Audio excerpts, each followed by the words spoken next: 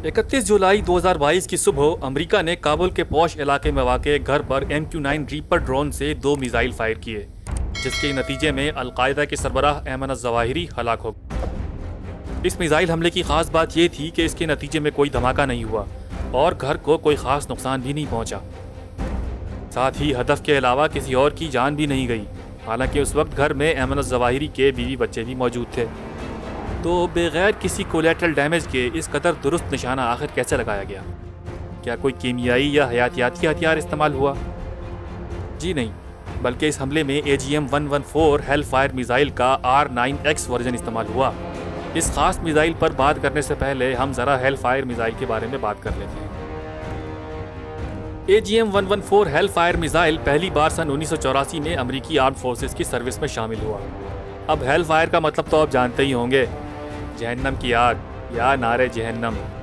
ये एक फ़ज़ा से ज़मीन पर मार करने वाला मिसाइल है, जिसे शुरू में एंटी आर्मर यानी बख्तर शिकन या टैंक शिकन रोल के लिए बनाया गया था। वक्त के साथ साथ इसके मुख्तलिफ वर्जन्स मुख्तलिफ इम्प्रूवमेंट्स के साथ मंजर-ए-आम पर आए, जो मुख्तलिफ लड़ाका तैयारों, हेलीकॉप्टर्स, ज़मीनी आर्मर्ड व्हीकल्स और बहरी जहाज़ों से फायर किए जा सकते थे। बाद में इसे इंतहाई दुरुस्तगी से ड्रोन हमलों में इस्तेमाल के लिए डेवलप किया गया। 9/11 के हमलों के बाद इराक और अफगानिस्तान पर MQ-1 प्रीडेटर ड्रोन के जरिए हेल फायर मिसाइल खास अहदाफ को निशाना बनाने के लिए बड़े पैमाने पर इस्तेमाल होने लगे। हेल फायर मिसाइल की लंबाई तकरीबन 6 फीट और इसका वजन 49 किलोग्राम है। इसमें semi active laser homing guidance system है, जो इसे अपने हदफ को इंतहाई दुरुस्तगी से निशाना बनाने में मदद देता है।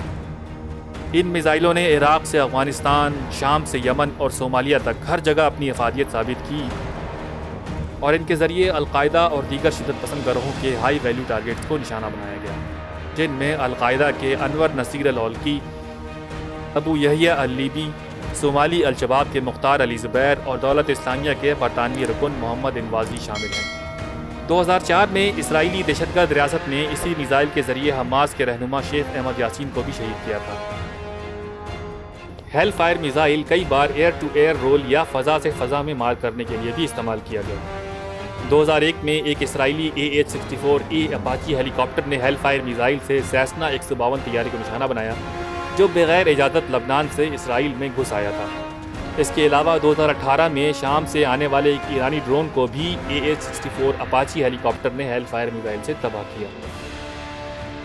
अब हम AGM-114 R9X hello fire missile पर बात करते हैं कि आखिर ये है क्या और बगैर किसी कोलेटरल डैमेज के ये कैसे हदफ को निशाना बनाता है।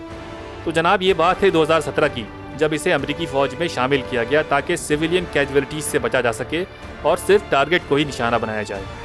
है ना हैरत की बात कि भैया अमेरिका बहादुर को भी कोलेटरल डैमेज का इतना दर्द है। खैर, इस मिसाइल को इंतहाई हाई वैल्यू टारगेट्स को हिट करने के लिए इस्तेमाल किया जाता है।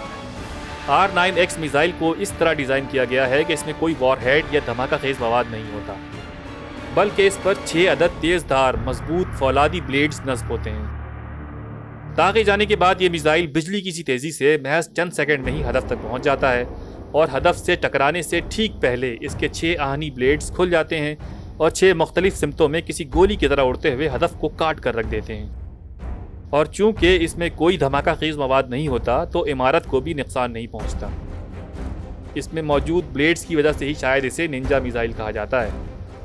अमरीकी इंटेलिजेंस ने अलकायदा के सरबराह अयमन अज़वाहिरी की रिहाइशगाह को काबुल में शनाख्त कर लिया था और वो उनके मामूल से भी आगाह थे कि ज़वाहिरी सुबह फजर के बाद कमरे की खिड़की या टेरेस पर कुछ वक्त गुजारते हैं।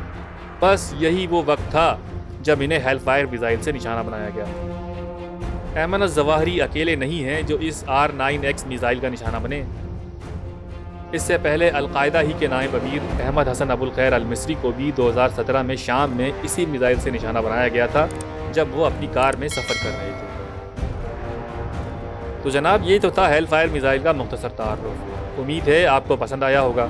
बस अब आपने इतना करना है कि वीडियो को लाइक और चैनल को सब्सक्राइब करना है, ताकि ऐसी ही मालूमाती वीडियोस आप मुस्तक़बिल में भी देख सकें। मिलते हैं किसी नई वीडियो में, तब तक के लिए खुदा हाफिज़।